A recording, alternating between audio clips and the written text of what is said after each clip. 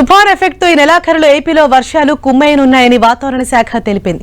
Malaysia పరిసర ప్రాంతాల్లో ఏర్పడిన అల్పపీడనం ఇవాళ దక్షిణ అండమాన్లో వాయుగుండంగా మారే అవకాశం ఉందని తెలిపింది. ఆ తర్వాత 48 గంటల్లో వాయుగుండం బలపడి దక్షిణ బంగాళాఖాతంలో తుఫానుగా మారే అవకాశం ఉందని వాతావరణ శాఖ అంచనా వేసింది. ఇవాళ శ్రీలంక, నైరుతి బంగాళాఖాతంలో మరో అల్పపీడనం ఏర్పడే అవకాశం ఉంది. దీని ప్రభావంతో దక్షిణ కోస్తాలో 4 రోజుల పాటు మోస్తరు వర్షాలు కురవనున్నాయి. ఈ నెల 28 తర్వాత ఉత్తర కోస్తాలో వర్షాలు కురవనున్నట్లు వాతావరణ శాఖ తెలిపింది. బంగాళాఖాతంలో నెలకొంటున్న పరిస్థితులు వాతావరణ నిపుణులను సైతం ఆశ్చర్యపరుస్తున్నాయి. ఒక అల్పపీడనం కొనసాగుతుండగానే మరొకటి ఏర్పడే సూచనలు కనిపిస్తున్నాయి. రాబోయే రోజుల్లో 2 అల్పపీడనాలు కలిసిపోయే అవకాశం ఉంది. గత గణాంకాల ప్రకారం నవంబర్లో ఏర్పడే తుఫాన్లు చాలా వరకు పశ్చిమ బెంగాల్, బంగ్లాదేశ్ వైపు వెళుతుంటాయి. కొన్ని మాత్రం ఏపీ, తమిళనాడు తీరాలను తాకుతాయి.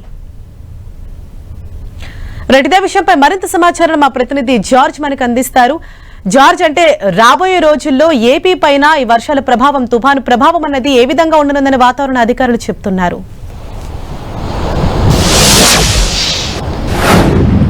ఆగ్నేయ బంగాళాఖాతంలో అల్పపీడనం తీవ్ర అల్పపీడనంగా మారి నేడు వాయుగుండంగా మారే అవకాశం ఉన్న నేపథ్యంలోనే మరొక అల్పపీడనం ఏర్పడడానికి ఛాన్సెస్ ఎక్కువగా ఉన్నట్లు వాతావరణ శాఖ అంచనా వేస్తూ ఉంది. కొమరన్ ప్రాంతం అలాగే శ్రీలంక తీరాల మధ్య ఒక ఉపరితల ఆవర్తనం అనేది కొనసాగుతుంది. దీని ప్రభావంతో మరొక అల్పపీడనం అనేది ఏర్పడడానికి అవకాశం ఉందని చెప్తూ ఉన్నారు. ఈ అల్పపీడనం సైతం కూడా బలపడి తమిళనాడు తీరాల వైపు వచ్చే అవకాశం ఉందని చెప్తున్నారు. ప్రస్తుతం ఏర్పడిన అల్పపీడనం సైతం కూడా ఇటు ఒరిస్సా అలాగే బంగ్లాదేశ్ తీరాల వైపు పయనించే అవకాశం ఉన్నట్లు వాతావరణ శాఖ అంచనా వేస్తూ ఉంది.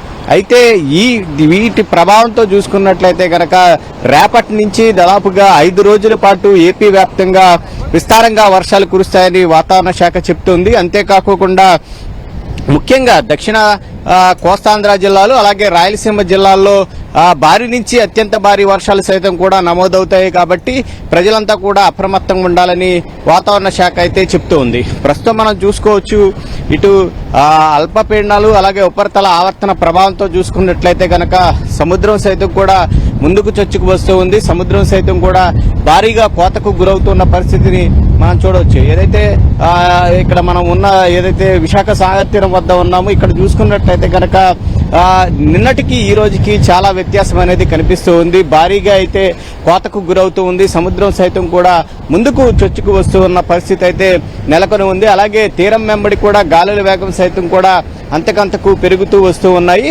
అయితే ఇది ఎక్కడ తీరం దాటుతుంది అనే దాని మీద అయితే ప్రస్తుతానికైతే వాతావరణ శాఖ సైతం కూడా క్లారిటీ అనేది లేదు. ఇది తుఫానుగా మారిన తరువాత అయితే దీని మీద ఒక స్పష్టత వచ్చే అవకాశం ఉంది. దీని గమ్యం ఏ విధంగా అనే దాని మీద కూడా ఒక స్పష్టత వచ్చే అవకాశం ఉందని వాతావరణ శాఖ చెప్తూ ఉంది.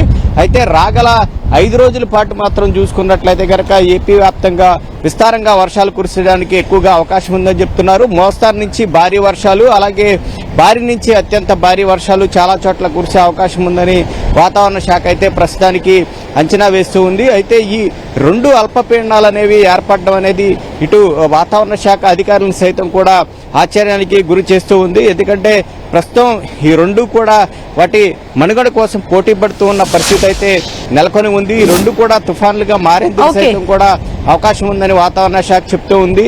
ప్రస్తుతం అండమాన సముద్రంలో ఏర్పడినటువంటి ఈ అల్పపీడనం ఏదైతే ఉందో ఇది తీవ్ర అల్పపీడనంగా కొనసాగుతూ ఉంది. ప్రస్తుతం ఈ రోజు ఇది వాయుగుండంగా మారే అవకాశం ఉందని వాతావరణ శాఖ చెప్తూ ఉంది. ఇది వాయుగుండంగా మారే క్రమంలోనే మరొక అల్పపీడనం సైతం కూడా ఏర్పడుతూ ఉన్న నేపథ్యంలో దాదాపుగా ఏపీ వ్యాప్తంగా చూసుకున్నట్లయితే కనుక 5 రోజుల పాటు వర్షాలు అనేవి కురుస్తాయని వాతావరణ శాఖ చెప్తూ ఉంది. ఈ నేపథ్యంలో లోతట్టు తీర ప్రాంత ప్రజలు అప్రమత్తంగా ఉండాలి. అంతేకాకుండా రైతులకు సైతం కూడా ముందస్తు హెచ్చరికలు జారీ చేసింది. ఎందుకంటే ఏవైనా ఇప్పుడు వరి పంట పొలాలు కోతకు వచ్చే సమయం కాబట్టి ఆ పంట పొలాలు ఏమైనా కోసినవి ఉంటే కనుక వాటిలన్నింటినీ కూడా భద్రపరచుకోవాలని రైతులకు సైతం కూడా హెచ్చరికలు జారీ చేసింది. అలాగే తీరం వెంబడి గాలులు సైతం కూడా పెరిగే అవకాశం ఉంది. కాబట్టి లోతట్టు తీర ప్రాంత ప్రజలు అప్రమత్తంగా ఉండాలని వాతావరణ శాఖ చెప్తూ ఉంది.